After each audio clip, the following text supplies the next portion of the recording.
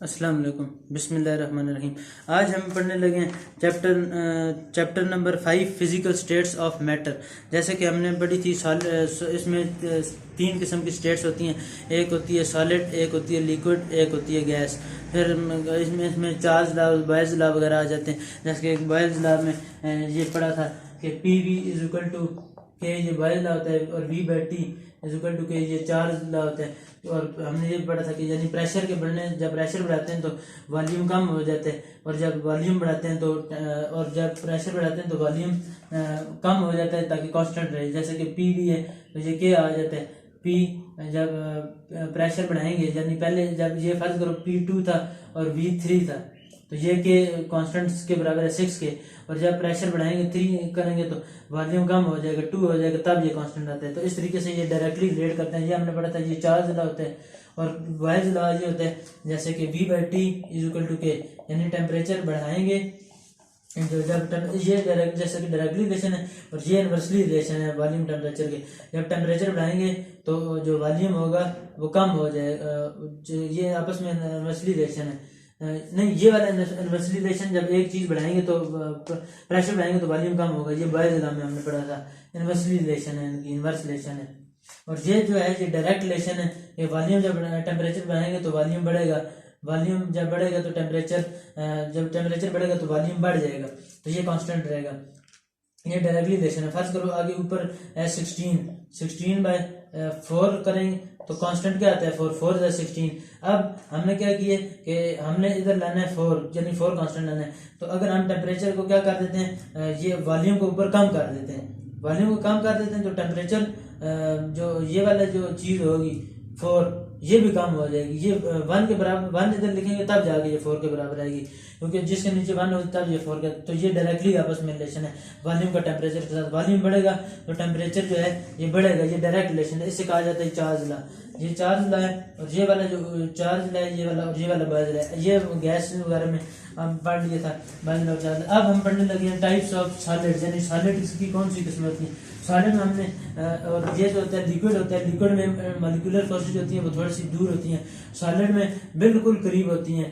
इस तरीके से जो होती हैं ये सॉलिड होती है, लिक्विड में उससे दूर, गैसेज में बहुत ज्यादा दूर होती हैं। ये जो मॉलिक्यूल के दरमियान आपस में जो ये स्पेस होती है एटम के दरमियान, तो गैसेज इसलिए आसानी से फ्लो कर जाती हैं, लिक्विड उससे कम फ्लो करते हैं। फिर लिक्विड में विस्कोसिटी वगैरह आ जाती है कि उसके बाद ये जो आ जाती है इसमें फिर वेपोरेशन वगैरह भी आ जाती है, लिक्विड वेपोरेट करते हैं। और उसके बाद ये अब हमने पढ़ना है सॉलिड। सॉलिड में आ जाते हैं कि इसकी किसमें आ जाती है सॉलिड्स की वेपोरेशन, यानी सॉलिड की फोर्सेस ऑफ अट्रैक्शन आपस में मजबूत होती है, यानी बॉन्ड्स आपस में करीब करीब होते हैं मॉलिक्यूल। तो इसमें हमने पढ़ने लगे हैं टाइप्स ऑफ सॉलिड, यानी सॉलिड्स की किस्में कौन कौन सी होती हैं। इसमें हम एलोट्रोप्स वगैरह पढ़ेंगे कि कार्बन के जैसे कि मुख्तलिफ एलोट्रोप्स होते हैं, बकीबाल और डायमंड वगैरह, बकीबाल। और तो ये उसके बाद सॉलिड कंसिस्ट ऑफ एन अरे ऑफ पार्टिकल विच में बी एटम्स, आइन और मॉलिक्यूल। ये सॉलिड जो होती है वो अरे ऑफ मॉलिक्यूल कंटेन करता है, अरे ऑफ पार्टिकल कंटेन करता है जो सॉलिड होता है। इस तरह एक पूरी अरे होती है पार्टिकल की। तो ये भी विच में भी एटम्स भी हो सकते हैं। जैसे कि हमने देखा होगा, जैसे हमने मोल का फार्मूला पढ़ा था, हमने कहा था कि मोल के अंदर मोल जो होता है वो मैस बाय मोलर मैस के बराबर होता है, मैस बाय मोलर मैस। तो इसमें जो मोल होता है ये नंबर ऑफ पार्टिकल जिसे कहा जाता है। ये नहीं, एक और मोल का फार्मूला पढ़ा था, एक मोल का फार्मूला ये पढ़ा था number of particles divided by N, Avogadro number 6, हमने कहा था ये 6.022 into 10⁻23 होता है। तो नंबर ऑफ पार्टिकल्स में हमने बात की थी कि नंबर ऑफ पार्टिकल्स होते हैं वो फार्मूला यूनिट्स भी आ जाते हैं इसमें। फार्मूला यूनिट्स यानी फार्मूला आयोनिक कंपाउंड के लिए हम फार्मूला यूनिट्स कहते हैं इस नंबर ऑफ पार्टिकल की जगह NaCl के लिए, और कुछ के लिए हम नंबर ऑफ मॉलिक्यूल्स लिख देते हैं, यानी कि नंबर ऑफ पार्टिकल की जगह नंबर ऑफ मॉलिक्यूल्स। कुछ की जगह हम कह देते हैं कि ये नंबर ऑफ एटम्स, यानी कितने एटम है, या अगर कोई मॉलिक्यूल है, एटम की बात होगी तो हाइड्रोजन होगा, सिंपल क्लोरीन एटम। मॉलिक्यूल की बात होगी तो हाइड्रोजन या क्लोरीन। इस तरीके का फार्मूला यूनिट आयोनिक कंपाउंड के अंदर होता है। तो अब आ जाती है टाइप ऑफ सॉलिड्स के, ये आपने बात कर ली। और आयंस वो होते हैं जिनके ऊपर जरी बात नेगेटिव चार्ज आ जाता है, और ये जैसे कि NaCl की बात की, Na के ऊपर पॉजिटिव, क्लोरीन के ऊपर नेगेटिव। तो उसके बाद अब हम पढ़ने लगे कि these particles are held together by strong attractive forces between them. यानी जैसे कि मैंने 3 स्ट्रक्चर ड्रा किए। मैंने कहा गैस में बहुत दूर दूर पार्टिकल मौजूद होते हैं, लिक्विड के अंदर थोड़े से करीब होते हैं, सॉलिड में बहुत ज़्यादा आपस में करीब होते हैं, इसमें जुड़े हुए होते हैं। तो इसमें फोर्सेज ऑफ अट्रैक्शन सारी बात साफ नजर आ रहा है, दूर है। ये फोर्सेज ऑफ अट्रैक्शन इसके थोड़ी ज़्यादा बढ़ गई हैं, इधर फोर्सेज ऑफ अट्रैक्शन बिल्कुल बढ़ गई हैं। तो ये आपस में बिल्कुल करीब करीब मौजूद है, ये मॉलिक्यूल जो है इसके सॉलिड। इसीलिए जब इसको दबाओ तो ये फर्ज करें, ये डस्टर है, इससे हम दबाते हैं तो ज़्यादा नहीं दबता, थोड़ा सा दबते और बंद हो जाता है। ये अब सॉलिड, ये बोर्ड है, ये सॉलिड है, इसको हमने दबाया तो अंदर इसके मॉलिक्यूल्स के ऊपर ये इफेक्ट पड़ा है। लेकिन यानी ये जारी बात है, क्योंकि मॉलिक्यूल आपस में बहुत करीब करीब है, तो इतना ज़्यादा इनके ऊपर फर्क नहीं पड़ा। उसके बाद अब ये बात आ जाती है the strength of the forces that exist between the particle of solid determine the melting point of solid. कि जो फोर्सेज ऑफ अट्रैक्शन जो होती हैं जो पार्टिकल्स के दरमियान होती हैं, कि कोई जो पार्टिकल्स है कोई भी, तो वो आपस में कितने करीब हैं, जितने वो ज़्यादा करीब होंगे ये डिपेंड करता है। और ये इससे क्या इफेक्ट पड़ता है, मेल्टिंग पॉइंट के ऊपर इफेक्ट पड़ता है। वो अब आगे हम पढ़ेंगे इसका क्या इफेक्ट है। ये यानी जितनी ज़्यादा स्ट्रेंथ की फोर्स होती है जो पार्टिकल के दरमियान एग्जिस्ट कर रही होती है, यानी जो मॉलिक्यूल के दरमियान जो एग्जिस्ट कर रही होती है, जितनी ज़्यादा होगी उतनी ज़्यादा उसकी स्ट्रेंथ होगी। ये मॉलिक्यूल में दरमियान में जितनी फोर्स ऑफ अट्रैक्शन है वो उतने एक दूसरे के ज़्यादा करीब है, और उनकी आपस में जो जुड़ने की एबिलिटी है, यानी ये आपस में जुड़े हुए हैं बहुत मजबूती से। जितने ज़्यादा जुड़े होंगे उतने ज़्यादा इनके अंदर अट्रैक्शन होगी, उतने ज़्यादा ये मजबूती से जुड़े होंगे। तो मेल्टिंग पॉइंट, उन्हें मेल्ट करने में हमें ज़्यादा टेम्परेचर देना पड़ेगा, तब वो जाकर मेल्ट होंगे। तो जितनी ज़्यादा होगी मेल्टिंग पॉइंट उतना ज़्यादा होगा। तो ये इसके ऊपर डिपेंड करता है। You recognise solids into the 2 major groups on their macroscopic appearance. यानी हम सॉलिड को 2 ग्रुप के अंदर तकसीम कर देते हैं, सॉलिड को उनकी अपीयरेंस की बुनियाद पर। मैक्रोस्कोपिक अपीयरेंस, मैक्रोस्कोपिक आ जाता है बड़े, एक होता है माइक्रोस्कोपिक, एक होता है मैक्रोस्कोपिक। तो इधर बात हुई है मैक्रोस्कोपिक, यानी मैक्रोस्कोपिक अपीयरेंस के हिसाब से। मैक्रो तो सारी बात है हमें नजर ही नहीं आ रहा, क्योंकि नेकेड आई से हमें नहीं देखा जा सकता। तो मैक्रोस्कोपिक जो है यानी हम नेकेड आई से भी देख सकते हैं, जैसा कि ये हम देख सकते हैं कि इसकी जो सरफेस है वो स्मूथ है ये बोर्ड की, और इसकी जो दीवार है पीछे, इसकी जो वाल है, इसकी सरफेस जो है वो रफ है थोड़ी सी। तो इस तरीके से किसी शक्ल से देखा जा सकता है कि ये शेप देख के ये स्मूथ है, ये रफ सरफेस है, या स्मूथ सरफेस है। उसके बाद एक क्रिस्टलाइन वगैरह भी होते हैं, उनकी कैसी शेप है। A crystalline solid is a solid that is composed of orderly repeating 3D arrangement of particles. तो क्रिस्टलाइन, तो ये PPSC में ये भी एक MCQ आया था क्रिस्टलाइन के वाले से, क्रिस्टलाइन सॉलिड के वाले से, कि इसकी मैग्नेटिक मूवमेंट भी होती है, ये डिपेंड करती है। क्योंकि ये सारी बात है, कोई चीज़ जब क्रिस्टलाइन होगी, जैसे कि शुगर आपने देखा होगा इस तरीके से शेप होती है शुगर टाइप की। शुगर जो चीनी वगैरह होती है या नमक होता है, उनके इस तरीके से क्रिस्टल, और NaCl की भी इस तरीके से शेप बनी होती है, पूरा एक बड़ा सा क्रिस्टल बना होता है, इस तरीके क्यूबिक सा स्ट्रक्चर होता है। तो जो इस तरीके से NaCl का पूरा एक लंबा सा बहुत बड़ा स्ट्रक्चर है क्रिस्टल टाइप, तो वो भी आयोनिक क्रिस्टल वगैरह में आ जाते हैं। तो ये इनकी क्रिस्टलाइन शेप होती है। तो मैग्नेटिक मूवमेंट भी इनके ऊपर इफेक्ट कर रही है, रिफ्रैक्टिव इंडेक्स इनके ऊपर इफेक्ट कर होता है, तो इसकी मुख्तलिफ प्रॉपर्टीज हैं। क्रिस्टलाइन सॉलिड वो सॉलिड होता है इट कंपोज ऑफ ऑर्डरली, यानी इसके खास आर्डर होते हैं, जैसे क्रिस्टलाइन सॉलिड वगैरह होता है। जैसे ये NaCl का जो स्ट्रक्चर है वो इधर इस बुक में सही नहीं बना हुआ, अगर आप लोगों ने देखना हो तो आप और किसी बुक से देख लें। नेशनल बुक फाउंडेशन में ये 9th क्लास की जो है, इधर फिलहाल सही नहीं बना। NaCl का एक क्रिस्टल टाइप का स्ट्रक्चर होता है, ये इस तरीके से क्लोरीन बीच में लगे होते हैं, सोडियम की तादाद पूरी होती है। तो ये फिलहाल आप ध्यान में रखना कि एक टाइप इसकी क्रिस्टलाइन सॉलिड है और दूसरी है अमोर्फस सॉलिड। तो क्रिस्टलाइन सॉलिड में एक ऑर्डरली होती है, ऑर्डर है, खास किस्म का ऑर्डर होता है। एक इलेक्ट्रॉन एक इधर मौजूद होता है सोडियम, एक क्लोरीन इधर मौजूद होते हैं, एक सोडियम इधर, एक क्लोरीन इधर, इस तरीके से मुख्तलिफ जुड़े होते हैं, अंदर भी मौजूद होते हैं। इस तरीके से इसका पूरा एक स्ट्रक्चर है सोडियम क्लोराइड का। तो इस तरीके से एक खास ऑर्डर से जुड़े हुए होते हैं। Repeating 3 dimensional arrangement of particles, 3D arrangement of particles, यानी अरेंजमेंट जो इनकी होती है वो 3D होती है। दिस मीन्स, इसका ये मतलब है crystalline solid is well defined shape, कि जो क्रिस्टलाइन सॉलिड्स होते हैं उनकी वेल डिफाइंड शेप होती है, इनकी एक खास किस्म की एक बहुत बेहतरीन शेप होती है, वेल डिफाइंड, एक खास ऑर्डर में होती हैं, एक खास इनका आयोनिक रिफ्रैक्टिव इंडेक्स है, खास मैग्नेटिक मूवमेंट, रिफ्रैक्टिव इंडेक्स, यानी रेज इधर से आ रही है, इधर जाके किस तरीके से रिफ्रैक्ट करेंगे, फिर एक रेज इधर आ रही है, इनका एक खास रिफ्रैक्टिव इंडेक्स होता है क्रिस्टल्स वगैरह का। तो well defined because of utterly aluminium particles crystalline solids have sharp melting point. इनके जो मेल्टिंग पॉइंट, इनके क्रिस्टलाइन सॉलिड के बहुत शार्प मेल्टिंग पॉइंट होते हैं। सारी बात है, यानी हाई मेल्टिंग पॉइंट होते हैं बेसिकली, कहने का ये मतलब है, क्योंकि आपस में वो सही मजबूत जुड़े होते हैं।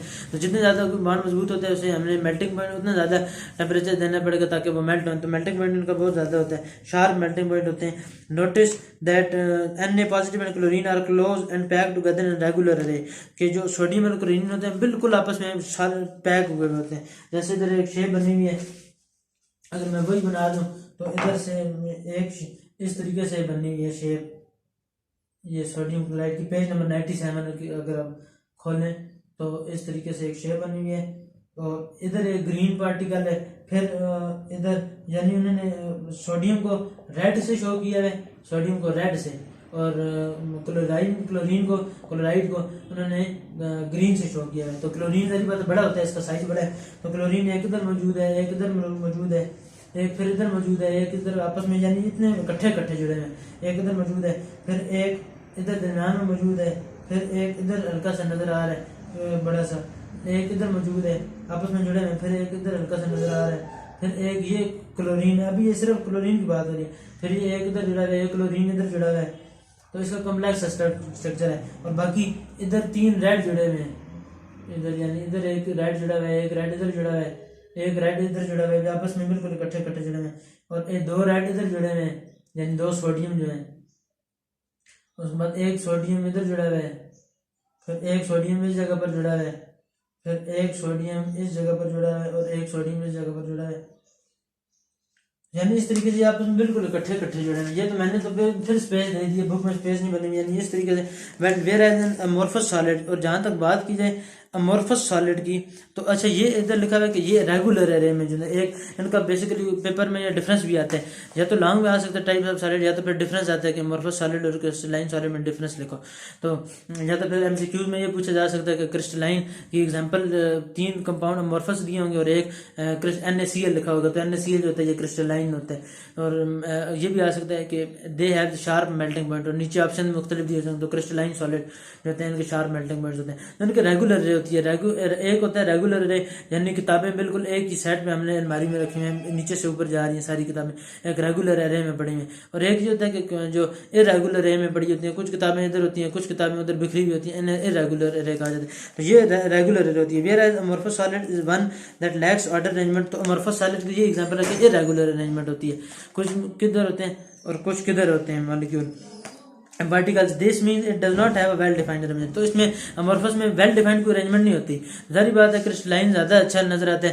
तो एक चीज़ बिल्कुल अरेंजमेंट से पड़ी हुई है, आपने मुख्तलिफ किताबें, वो एक आपने इस तरीके से रखी हुई, फिर आपने एक किताब इस तरीके से, फिर एक किताब इस तरीके से, एक साफ बिल्कुल लाइब्रेरी में जाए, तो फिर आपने ये इस तरीके से, फिर एक किताब आगे पड़ी हुई, फिर एक किताब इस तरीके से यानी इस तरीके से पड़ी हुई है इकट्ठी, तो ये अच्छी लग रही है। लेकिन एक किताब जो होती है ये जिस तरह देखें आप, ये वाली इकट्ठी पड़ी हुई है ऊपर से नीचे, ये अरेंजमेंट बिल्कुल अच्छी है, अच्छी लग रही है। और 2 एक इस साइड पे पड़ी है, एक इधर पड़ी है, एक इधर, ये इरेगुलर अच्छी नहीं लग रही। तो ये क्रिस्टलाइन की एग्जांपल है, ये अमोर्फस की एग्जांपल है। तो अमोर्फस की जो एग्जांपल होती है उसमें अरेंजमेंट सही नहीं होती। Amorphous solid do not melt at a definite temperature. Amorphous जो होते हैं सॉलिड वो एक डेफिनेट टेंपरेचर पे, खास टेंपरेचर पे मेल्ट नहीं करता, but gradually soften when heated. जब हम अमोर्फस सॉलिड, ये जो NaCl वगैरह होते हैं, ये क्रिस्टलाइन सॉलिड, उनके डेफिनेट मेल्टिंग पॉइंट होते हैं, एक खास कोई भी एक खास मेल्टिंग पॉइंट होता है जिसके ऊपर जाकर ये मेल्ट हो जाते हैं, जो क्रिस्टलाइन होते हैं। तो अमोर्फस जो होते हैं ये do not melt at a definite temperature, ये खास टेंपरेचर पर मेल्ट नहीं होते। यानी एक फर्ज करो हम हीट देते रहे तो 20 आया तो ये 20 पे मेल्ट नहीं करेंगे जो अमोर्फस होते हैं। ये क्या करेंगे कि व्हेन हीटेड, जब इनको हीट किया जाता है तो ग्लास, प्लास्टिक वगैरह और अमोर्फस सॉलिड, तो ये मेल्ट होने लग पड़ते हैं, ये सॉफ्ट हो जाते हैं, डायरेक्ट मेल्ट नहीं करते। यानी कोई चीज़ होती है ना, जो होती है एक खास मेल्टिंग पॉइंट होता है, हम उसे हीट करते हैं तो वो मेल्ट हो जाती है उसी टाइम। तो इसमें एक खास टेंपरेचर ये नहीं है कि करते जाएंगे खास टेंपरेचर, खास करो 50 है तो ये मेल्ट दिखा रहे, नहीं। इसका ये होता है कि आस्ते आस्ते पहले ये सॉफ्ट होने लग पड़ता है, पहले ये हार्ड से थोड़ा सा सॉफ्ट होता है, सॉफ्ट से फिर तब जाके ये आते हैं, इस तरीके से इसके ये मेल्ट होते हैं। तो इसमें ग्लास एग्जाम्पल आ जाती है, प्लास्टिक आ जाती है, और क्रिस्टल में सोडियम क्लोराइड आ जाता है। अब हम ये तो इसका था टाइप्स ऑफ सॉलिड में, ये हमने पढ़े ये थे टाइप्स ऑफ सॉलिड्स। तो अब हम इसी से आगे पढ़ लेते हैं, एलोट्रोप्स पढ़ लेते हैं। Allotropes, some element can exist on two or more different arrangement of atoms. ये कुछ ऐसे एलिमेंट होते हैं जो कि दो या दो से ज़्यादा अरेंजमेंट के अंदर एग्जिस्ट करते हैं। जैसे कार्बन में आपको बता चुका हूँ, एक बक्की बाल होता है, एक डायमंड हो जाता है। इस तरीके से इसकी मुख्तलिफ फॉर्म्स है एलोट्रोप ऑफ कार्बन की। एक डायमंड होता है, एक ग्रेफाइट होता है और एक बक्की बाल होती है। जो डायमंड होता है वो आपको पता है, उसे हीरा, उर्दू में हीरा कहते हैं। तो ये बहुत महंगा मिलता है इसकी। और इसकी एक पहचान ये भी है सही, यानी इसकी दो पहचानें। एक तो ये कि यही आप केमिस्ट्री की किताब में लिखा हुआ था कि प्योर डायमंड को चेक करने का ये तरीका है, एक आप डायमंड लें और आप उसे पानी के अंदर डाल दें और वो नज़र नहीं आएगा। एक तो ये मेथड। और दूसरा ये है कि अगर आप अपने लिप्स के ऊपर उसे डायमंड को लगाएंगे तो आप कूलिंग इफेक्ट महसूस करेंगे लिप्स पर। तो ये डायमंड सही और प्योर डायमंड की निशानी होती है। तो बहरहाल ये एलोट्रोप्स आ जाते हैं, यानी मुख्तलिफ अरेंजमेंट में शो हुए होते हैं। 3 different arrangement of carbon. Carbon के एलोट्रोप्स इंपॉर्टेंट है, पेपर में सवाल आ सकता है। इसकी मुख्तलिफ अरेंजमेंट होती है कार्बन की। नोटिस दैट इन डायमंड, इसके 3 है, एक डायमंड, एक ग्रेफाइट और एक बक्की बाल। तो डायमंड के अंदर each carbon atom is bonded to 4 other atom, यानी हर जो एटम है डायमंड में वो 4 अदर एटम से बॉन्ड करता है। ये अगर आप पेज नंबर 99 खोलें तो इसमें डायमंड की एग्जांपल उन्होंने लिखी हुई है। ए के अंदर इस तरीके में स्ट्रक्चर ड्रा कर देता हूँ। स्ट्रक्चर सा बना है एक डायमंड का। ये एक डायमंड है और बी में ग्रेफाइट है। इधर डायमंड है, डायमंड, और इधर ग्रेफाइट है और इधर बकी बाल है। और ये वाला जो डायमंड है उसमें एक पार्टिकल इधर मौजूद है, एक इधर मौजूद है और एक इधर मौजूद है और फिर एक इधर मौजूद है। ये सारे कार्बन ही है, क्योंकि कार्बन जो होती है, डायमंड जो है, ये एलोट्रोपिक फॉर्म ऑफ कार्बन है। तो ये इस तरीके से आपस में कनेक्ट होते हैं। फिर ये वाला इसके साथ कनेक्ट होता है, ये इसके साथ कनेक्ट होता है, इधर से एक और कनेक्ट होता है। ये सारे कार्बन है आपस में जुड़े हैं। अरेंजमेंट ऑफ कार्बन, यानी कार्बन के अंदर ये वाली चीज, कार्बन की ये मुख्तलिफ किस्में। तो ये कार्बन है, कार्बन। उसके बाद कार्बन एटम्स की अरेंजमेंट इस तरीके से। अब ये टेट्राहेड्रल है, हार्डेस्ट नॉन सब्सटेंस है। ये जो डायमंड है ये हार्डेस्ट नॉन सब्सटेंस है। और टेट्राहेड्रल इसके जो दो वर्ड में रख लें, टेट्राहेड्रल और हार्डेस्ट सब्सटेंस जो है बहुत, इसका हाई मेल्टिंग पॉइंट होता है, हार्डेस्ट सब्सटेंस होता है, बहुत सख्त होता है। और इस तरीके से ये डायमंड उधर भी इस्तेमाल होता है, यानी डायमंड काट डायमंड इसलिए लिखा जाता है, यानी इसकी एक डायमंड जो होता है वो हीरे को काट सकता है। ये आपने सुना होगा डायमंड काट डायमंड, क्योंकि ये बहुत, ये मेटल को भी काट देता है, यानी ये बहुत मजबूत होता है, इसलिए इसकी प्राइस भी आई है, एक्सपेंसिव होता है काफ़ी। उसके बाद आ जाता है ग्रेफाइट। ग्रेफाइट की इस तरीके से कोई शेप इधर ड्रा इन लोगों ने की हुई है बुक में। इधर एक एटम है, एक एटम इधर, फिर एक इधर, फिर एक इधर, फिर एक इधर और एक ये इधर मौजूद है, फिर एक इधर मौजूद है, फिर एक ये 1 2 3 4 5 1 2 3 इधर वन कर देते हैं। 1 2 3 4 5 1 2 3 4 5 और 6, ये 6 इधर मौजूद है। अब ये एक इधर आ जाता है, दूसरा इधर आ जाता है, तीसरा इधर आ जाता है, चौथा फिर एक इधर आ जाता है, फिर एक इधर मौजूद है, फिर इसी तरीके से एक इधर मौजूद है, इधर एक मौजूद है, फिर एक इसके साथ जुड़ा है, फिर एक इधर मौजूद है, फिर एक इधर। ये आप 2-3 बार अगर ड्रा करेंगे, बुक से देख के प्रैक्टिस करेंगे, फिर आपको याद है। जिस तरीके से ये मौजूद है इसी तरीके से नीचे भी एक इधर मौजूद है, और ये फिर आपस में इस तरीके से आपस में कनेक्ट हुए हैं, इस तरीके से आपस में कनेक्शन इनकी हुई भी है, आपस में इस तरीके से मुख्तलिफ कनेक्शन है। और बक्की बाल आ जाती है पीछे इसकी कोट टाइप, उसकी इस तरीके से कोई अरेंजमेंट है, इधर मौजूद है, इधर मौजूद है, इधर मौजूद है, फिर इधर एक और मौजूद है, इस तरीके से बक्की बाल का जो स्ट्रक्चर है इस तरीके से फिर आपस में मौजूद है। इस तरीके से बड़ा बनना है 60 कार्बन 60 से कहा जाता है बक्की बाल। इस तरीके से आपस में बहुत ज़्यादा मौजूद है, इस तरह एक बड़ा सा कॉम्प्लेक्स स्ट्रक्चर है। तो ये था notice that in diamond each carbon atom is bonded to 4 other atom. ये डायमंड के अंदर क्या होता है कि हर कार्बन जो है बाकी दूसरे 4 कार्बन के साथ जुड़ा हुआ होता है, क्रिएटिंग अ रिजिड कम्पैक्ट अरे, और एक खास किस्म की रिजिड एक मजबूत सी अरे बना देता है, रिजिड मजबूत सख्त सी स्ट्रेंथन अरे बना देता है, अरेंजमेंट से निकले खास अरेंजमेंट में। This makes diamond the hardest non substance. इसकी वजह से डायमंड जो है ये बहुत हार्ड सब्सटेंस होता है, बहुत सख्त होता है, क्योंकि आपस में इसकी अरेंजमेंट बहुत मजबूत होती है। In graphite carbon atom are arrange in layer of hexagonal ray, और ग्रेफाइट में हेक्सागोनल अरेंजमेंट से जो जुड़े होते हैं। ये मैंने तो वैसे ही ये लाइनें ड्रा करती हैं, जब आप किसी बुक से देखेंगे जिधर सही लगी हुई हैं तो उसमें ये 6 लाइनें तकरीबन आ रही हैं। मैंने तो ये ज़्यादा सही ड्रा कर दी, ये 6 लाइनें यानी हेक्सागोनल स्ट्रक्चर, जैसे ये ऊपर है ऐसे जो नीचे भी मौजूद है, ये 6 लाइनें ऊपर से नीचे आ रही हैं, हेक्सागोनल सा स्ट्रक्चर है। इधर हमने पढ़ा था टेट्राहेड्रल, इधर ये हेक्सागोनल आ गया, हेक्सागोनल ग्रेफाइट के अंदर। And this graphite carbon contain arrangement in layer of hexagonal arrays, weak bond exists between the layers that allow them to slide over one another। और इनके दरमियान जैसे हमने कहा था हार्ड बॉन्ड, बहुत स्ट्रांग बॉन्ड मौजूद होते हैं। डायमंड के अंदर बहुत स्ट्रांग बॉन्ड मौजूद होते हैं, और ये जो ग्रेफाइट होता है इसमें वीक बॉन्ड मौजूद होते हैं। वीक बॉन्ड इसलिए ये स्लाइडिंग भी उसके अंदर हो जाती है। ये जैसे ये चीज ऊपर मौजूद है, मैंने कहा ऐसी चीजें भी नीचे भी मौजूद है, तो ये स्लाइडिंग हो जाती है ऊपर से, स्लाइड इजीली, यानी आसानी से स्लाइडिंग हो जाती है इसकी, तो एक दूसरे के ऊपर स्लाइड कर सकते हैं। दिस में ग्रेफाइट सॉफ्ट, तो इसकी वजह से जैसे कि हमने ये पढ़ा था डायमंड हार्ड होता है, तो इसका अगर देखें तो ये जो ग्रेफाइट होता है ये सॉफ्ट होता है। इन बकीबाल, अब आ जाती है बकीबाल, ये कार्बन 60 एटम्स होते हैं, 60 से के नाम से मशहूर है कार्बन 60 बकीबाल। इस कार्बन का तीसरा एलोट्रोप है और last allotrope. Carbon atom form hollow sphere, ये हालो स्फीयर बना देते हैं, बिल्कुल 1100 सुराख उसके अंदर स्फीयर होता है, जैसा कि आप किताब में देख सकते हैं। ये अगर मैं पिक्चर करूँ तो एक ये डायमंड की बनी हुई है शेप, ये ग्रेफाइट की बनी हुई है, और ये हालो सा बिल्कुल स्फीयर बने, ये पीछे नीचे जाते जा रहे हैं, पहले ऊपर से बड़े फिर नीचे, जैसे ये होता है पहले ऊपर से बड़ा फिर अंदर एक जा रहा है, फिर उसके अंदर एक जा रहा है, फिर उसके अंदर एक चलता जा रहा है, इस तरीके से। तो carbon atom diamond graphite and buckyball are called allotropes of carbon. तो ये जो हमने 3 पढ़े हैं, ग्रेफाइट हो गया, कार्बन 60 हो गया, डायमंड हो गया, ये इसके एलोट्रोप्स होते हैं, पेंटागोन्स। इसी तरीके से एलोट्रोप्स ऑफ कार्बन पेंटागोन हो गया, hexagon, just like the saucer ball यानी जो बाल होती है।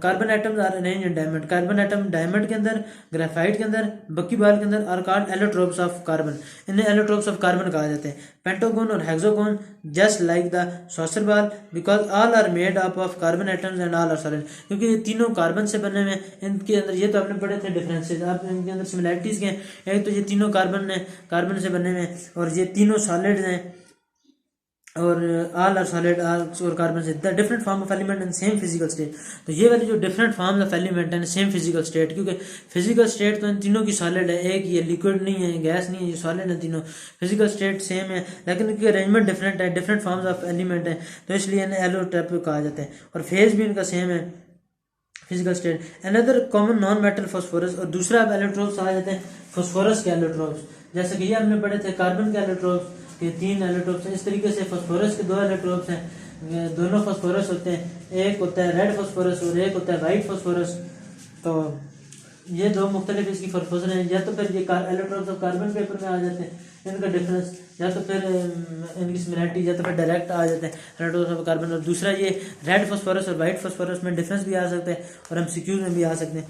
ये रेड फास्फोरस और वाइट फास्फोरस 2 किस्म के होते हैं, ये एलोट्रोप्स हैं। ये जो वाइट फास्फोरस होता है, ये इसकी जो शेप होती है वो ये होती है वाइट फास्फोरस की, ये इस तरीके से आपस में कनेक्ट होते हैं और इनके दरमियान ये जा रही होती है। उसके बाद ये रेड फास्फोरस जो होते हैं, ये 3 होते हैं, यही चीज होती है, 3 जो होते हैं रेड फास्फोरस में, एक इधर बॉन्ड होता है, फिर एक इधर,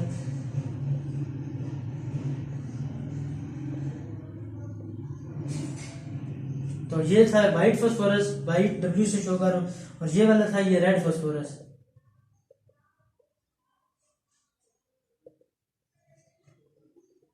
ये एलोट्रोप्स ऑफ फास्फोरस है, ये वाइट फास्फोरस और ये रेड फास्फोरस। रेड में 3 आ जाते हैं, वाइट में 1 आ जाते हैं। ये चारों फास्फोरस हैं, 1 2 3 4, यानी इधर फास्फोरस ने 3 बॉन्ड बनाए हुए हैं और चौथा इसके साथ बनाया हुआ है, और इधर भी फास्फोरस ने 3 बॉन्ड बनाए हुए, 1 2 3, और चौथा जो है वो इसके साथ बॉन्ड बनाया हुआ है, इसे P4 कहा जाता है। Another common noun metal phosphorus is found, ये नॉन मेटल लिखा है कि ये मेटल नहीं होता, non metal phosphorus is found 2 common allotropic forms, ये इसकी 2 एलोट्रोपिक फॉर्म्स होती हैं, जैसे कि बताया वाइट और red phosphorus. The white phosphorus consist of tetra atomic molecule, यानी जो वाइट फास्फोरस है उसमें टेट्रा एटॉमिक मॉलिक्यूल्स होते हैं, जिसमें हमने कहा कि P4 यानी टेट्रा एटॉमिक 4 फास्फोरस मौजूद है, 1 2 3 4, ये P4 इसे कहा जाता है। P4 molecules that are not bonded to each other, और ये एक दूसरे के साथ the white phosphorus consists of tetratomic molecules P4 that are not bonded to each other, जो एक दूसरे के साथ बाउंड नहीं हुए होते। Whereas in red phosphorus P4 are bonded to one another in long chains, और लेकिन जहाँ अब इन दोनों में क्या डिफरेंस है, सिमिलैरिटी तो ये है कि ये भी P4 है, 4 बाउंड बनाए हुए, ये भी फास्फोरस ने 4 बाउंड बनाए हुए, ये भी P4 है, ये भी P4 है, दोनों फास्फोरस के फॉर्म है। और लेकिन ये है कि जो वाइट होता है उसमें क्या होता है कि ये और इसने किसी और ये एक मॉलिक्यूल है, ये पूरे ये जो है जो वाइट फास्फोरस इसने किसी दूसरे वाइट फास्फोरस के साथ बॉन्ड नहीं बनाया हुआ, यानी किसी दूसरे के साथ दो मॉलिक्यूल इकट्ठे नहीं हुए, ये सेपरेटली मौजूद है। और रेड जो है इसमें जो P4 मॉलिक्यूल है, ये P4 जो है इसने एक बॉन्ड बनाया हुआ है, P4 ने इसके साथ, इस P4 के साथ, इसने इस P4 के साथ, इधर सिर्फ P4 एक सिंगल मौजूद है, यानी वाइट फास्फोरस ये इनमें एक पूरी लॉन्ग चेन है, इसने इसके साथ बॉन्ड बनाया, फिर इसने इसके साथ बॉन्ड बनाया है, इस तरीके से। सल्फर कंसिस्ट ऑफ द, अब सल्फर जो होता है वो consist of molecule that contain 8 atoms, जो ये एलोट्रोप P4 के, ये P4 इस तरीके से मौजूद है। सल्फर जो होता है वो S8 की फॉर्म में मौजूद होता है, और ये जब आपके होते हैं BS केमिस्ट्री जो HEC की तरफ से रिकॉग्नाइज सिलेबस है, तो जो आपका 7th सेमेस्टर होता है इसमें अगर ऑर्गेनिक में स्पेशलाइजेशन कर रहे हो तो इनऑर्गेनिक का बाज़ का सब्जेक्ट होता है, उसमें ये वाले इनऑर्गेनिक पॉलीमर्स वगैरह आ जाते हैं, उनमें इनका बहुत ज़्यादा यूज़ होता है कि फास्फोरस के और सल्फ़र के केजेस इनके आते हैं इनऑर्गेनिक वगैरह में केमिस्ट्री में, तो वो पढ़ने पड़ते हैं। सल्फ़र के केजेस, इनके चेंज एंड केजेस पढ़ने पड़ते हैं, सल्फ़र के, फास्फोरस के, तो ये चीज़ें आ जाती हैं उनमें। सल्फर कंसिस्ट S8 की फॉर्म में मौजूद है। Sulphur also exist in several crystalline and amorphous form, ये जो सल्फर होता है वो एग्जिस्ट करता है सेवरल क्रिस्टलाइन और अमोर्फस फॉर्म के अंदर एग्जिस्ट करता है। जैसे कि अभी हम पीछे पढ़ गए हैं क्रिस्टलाइन सॉलिड की 2 फॉर्म टाइप्स होती हैं, एक क्रिस्टलाइन और एक अमोर्फस। तो जो सल्फर होता है वो exist in crystalline and amorphous form के अंदर एग्जिस्ट करते हैं, दोनों फॉर्म के अंदर। यानी तो 2 ही किस्म के हमने पढ़े हैं सॉलिड की टाइप से। Rhombic and monoclinic forms are its important crystalline allotropes, और इसकी plastic sulphur is amorphous form. अब इधर सल्फर का अगर हम जिक्र कर रहे हैं तो ये इंपॉर्टेंट है, ये बिल्कुल शॉर्ट आ सकता है कंसेप्चुअल, अगर कोई टीचर कंसेप्चुअल क्वेश्चन बनाते हैं तो वो इस तरीके से दे देते हैं, यानी ऊपर से वो कार्बन भी छोड़ देंगे, फास्फोरस भी। ये आखिरी जो लाइन लिखी है, sulphur consist of molecule that contain 8 atom S8, sulphur also exist in several crystalline and amorphous form. ये क्रिस्टलाइन फॉर्म में और अमोर्फस फॉर्म के अंदर मौजूद होता है, क्रिस्टलाइन और अमोर्फस फॉर्म के अंदर यही 2 किस्म की सॉलिड अभी तक हमने पढ़ी है। रोम्बिक एंड मोनोक्लिनिक फॉर्म्स, इसकी 2 फॉर्म और होती हैं जिसे कहा जाता है rhombic and monoclinic forms. Rhombic and monoclinic forms, rhombic and monoclinic form, इनके अंदर भी ये इसकी इंपॉर्टेंट क्रिस्टलाइन एलोट्रोप्स हैं फॉर्म। ये जो ये फॉर्म्स हैं ये तो इसके हो गए टाइप्स ऑफ सॉलिड जिनके इन अंदर ये एग्जिस्ट करता है, तो एग्जिस्ट करता है। और ये जो हो गया ये form are its important crystalline allotropes, ये इसके एलोट्रोप्स हैं।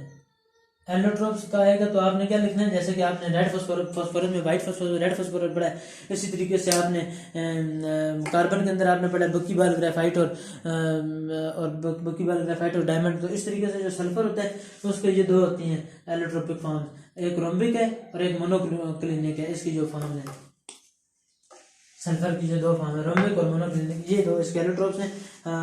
Plastic surface is amorphous form, जो प्लास्टिक सरफेस है प्लास्टिक जो सल्फर है, प्लास्टिक सल्फर ये इसका अमोर्फस फॉर्म है। जैसे हमने पढ़ा 2 फॉर्म है, एक क्रिस्टलाइन और एक